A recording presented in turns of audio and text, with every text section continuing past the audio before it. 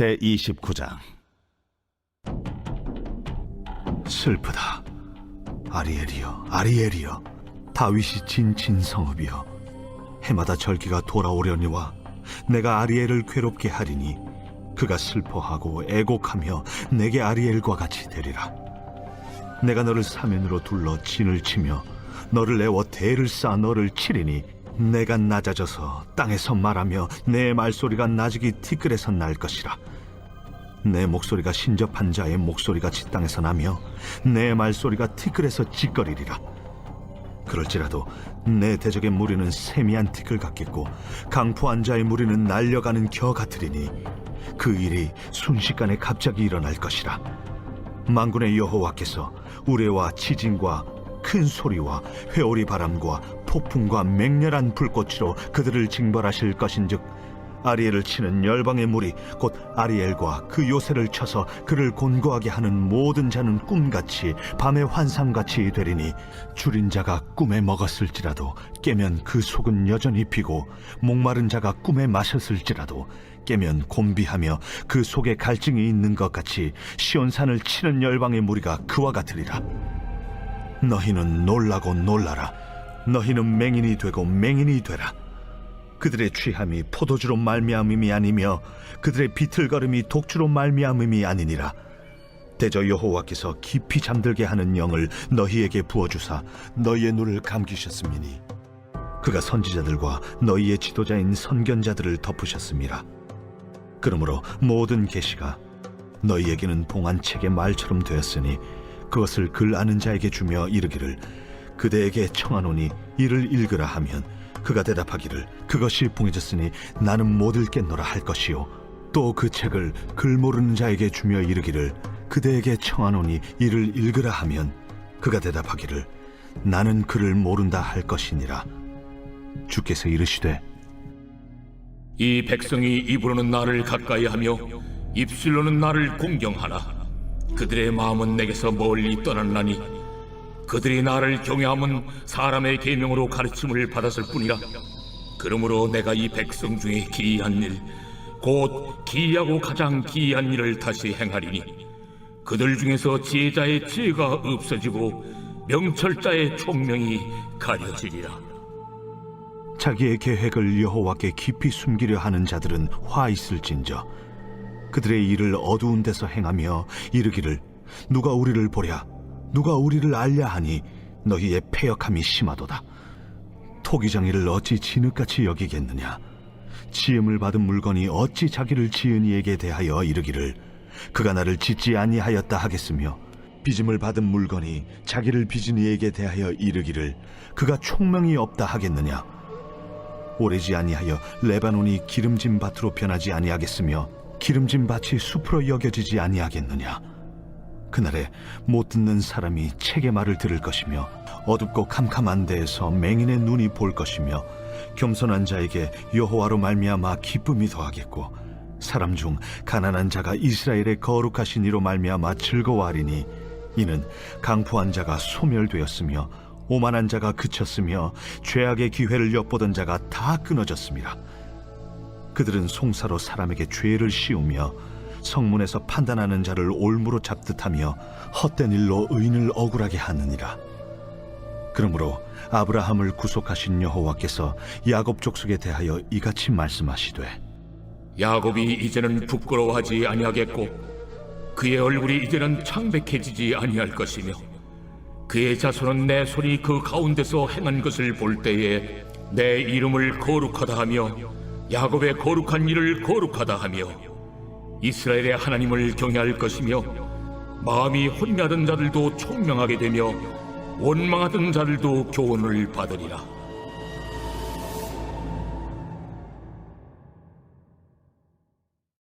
오늘 이사야 29장의 말씀은 슬프다 아리엘이여 이라는 이스라엘 선지자의 슬픔이 담겨있는 예언의 말씀으로 시작됩니다. 아리엘은 하나님의 사자 혹은 번제단을 의미합니다. 넓은 의미로 번제단이 예루살렘 성전에 있으므로 아리엘은 예루살렘에 대한 상징적 이름으로 볼 수 있습니다. 오늘 이사야 선지자의 예언대로 예루살렘은 한때 마치 강인한 사자와 같을지라도 하나님의 심판이라는 시간 속에 있으며 결국 이스라엘은 멸망하게 될 것이라는 예언의 말씀입니다. 이스라엘 백성들은 왜 이토록 경고의 말씀에도 불구하고 영적으로 소경이 되어 보지 못하고 듣지 못했을까요?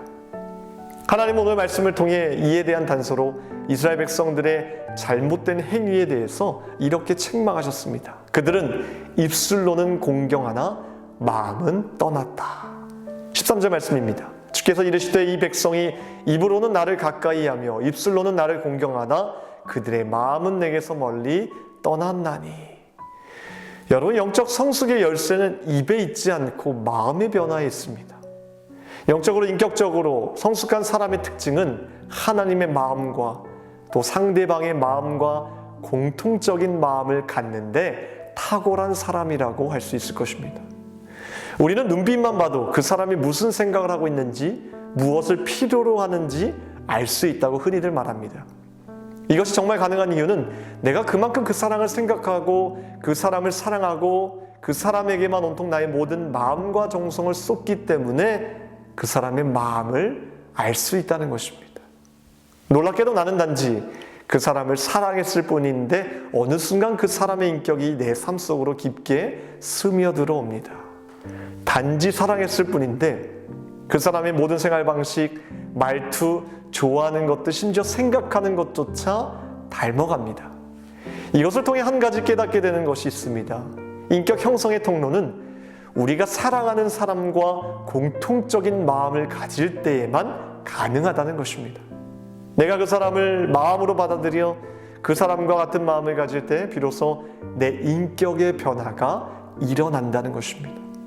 말로만 입술로만 사랑한다 고백할 때는 나에게 어떤 마음의 변화도 인격의 변화도 일어나지 않지만 사랑하는 마음을 가질 때 혹은 같은 마음을 가질 때 내 인격에 영향을 끼친다는 것입니다. 어쩌면 우리가 신앙생활을 몇십 년 동안 하고 하나님의 말씀을 지속적으로 듣는데도 어떤 영적인 변화가 없었던 이유가 전심으로 예수님을 사랑하지 않고 예수님과 같은 마음을 갖지 못해서이지 않을까 생각해 보게 됩니다. 지금 내 마음이 어떠한 상처와 트라우마로 인해 완전히 작동하지 않고 멈춰져 있어. 더 이상 하나님의 마음을 담을 수조차 없고 그리하여 그분의 마음이 도무지 내 삶으로 스며들지 않는다면 우리는 무엇보다 마음의 회복을 놓고 기도해야 될 것입니다. 하나님과 공통적인 마음을 가져야만 우리의 정체성, 내 인격이 성숙해지고 결국 예수님을 닮은 제자가 될 수 있습니다. 이스라엘 백성들은 하나님에 대한 마음이 떠났으니 그들의 길의 끝은 이미 정해져 있었던 것입니다. 하나님은 계속해서 그들이 죄의 욕망으로부터 우상 숭배의 죄로부터 돌이켜 가장 안전한 곳, 가장 행복한 곳으로 돌아오기를 간절히 소망했지만 마음의 병이 들어 그 마음을, 하나님의 마음을 공감할 수 없었던 것입니다. 사랑의 마음이 없으니 들리지 않고 보이지 않았던 것입니다. 여러분, 이 이야기가 곧 나의 이야기가 될 수 있습니다. 우리도 하나님을 깊게 사랑하지 않아서 그분의 마음과 같은 마음을 갖지 않으면 결국 우리도 내 욕망이 원하는 대로 살아가게 되어 있습니다. 갈라디아서 5장 19절로 21절까지의 말씀을 읽어드리겠습니다. 육체의 일은 분명하니 곧 음행과 더러운 것과 호색과 우상숭배와 주술과 원수 맺는 것과 분쟁과 시기와 분냄과 당짓는 것과 분열함과 이단과 투기와 술취함과 방탕함과 또 그와 같은 것들이라. 전에 너희에게 경계한 것 같이 경계하노니 이런 일을 하는 자들은 하나님의 나라를 유업으로 받지 못할 것이라. 이런 일이 우리 삶에 일어날까요? 반문할 수 있으나 바울은 이런 일이 인간의 일상생활 속에서 일어난다고 경고합니다. 마지막 구절이 중요하죠. 그렇게 하는 사람은 하나님 나라를 유업으로 받지 못한다고 말합니다. 즉 하나님과 소통하지 못하고 하나님 나라 안에서 살지 못한다고 말씀하고 계시는 겁니다. 결국 우리가 하루라는 주어진 시간 속에서 시시분분 초초를 놓고 싸워야 할 전쟁은 마음의 전쟁입니다. 이 마음의 전쟁은 결국 두 결과로 나뉘어집니다. 세상 사람들처럼 두려움 속에, 근심 걱정 속에 살아가는가, 아니면 예수님처럼 평온한 마음을 가질 것인가 일 것입니다. 풍랑 속 제자들은 예수님과 같은 마음을 갖는 것에 실패하여 그들의 마음은 여전히 두려움 속에 있었지만 예수님은 하나님과 같은 마음을 갖는 것에 탁월하여 엄청난 풍랑 속에서도 평안하게 주무실 수 있었습니다. 우리가 무엇을 믿는가 보다 중요한 것은 우리가 누구를 사랑하느냐가 더 중요합니다. 하나님을 사랑할 때 우리는 영적으로, 인격적으로 성장하고 성숙할 수 있습니다. 하나님을 사랑할 때 두려움 없는 하나님 나라를 살아갈 수 있습니다. 하나님의 사랑에 지배받지 못하고 자신의 욕망에 지배당하는 사람은 사탄의 이런 목소리에 지배당할 것입니다. 너는 정말로 이것을 더 가져야 해. 그러나 하나님의 사랑에 날마다 젖어 있는 사람은 이런 주님의 음성에 만족할 것입니다. 아니야, 너에게 모든 것이 항상 풍성하게 공급되어 있어. 설령 지금 네가 원하는 것을 갖지 못하더라도 내가 진정으로 원하는 것은 내게 유익한 것이고 바로 그것을 얻게 될 것이라는 하나님의 음성일 것입니다. 기도하겠습니다. 오늘 화요일 새벽에 함께 기도할 공동기도 제목은 코로나의 종식을 위해서 함께 기도하겠습니다. 특별히 예배와 일상이 회복되게 하시고 코로나로부터 성도들의 건강을 지켜달라고 기도하시겠습니다. 기도하겠습니다. 하나님을 더욱더 사랑하게 하시고 하나님과 같은 마음을 가질 수 있도록 우리의 마음의 변화를 이루어 주시옵소서.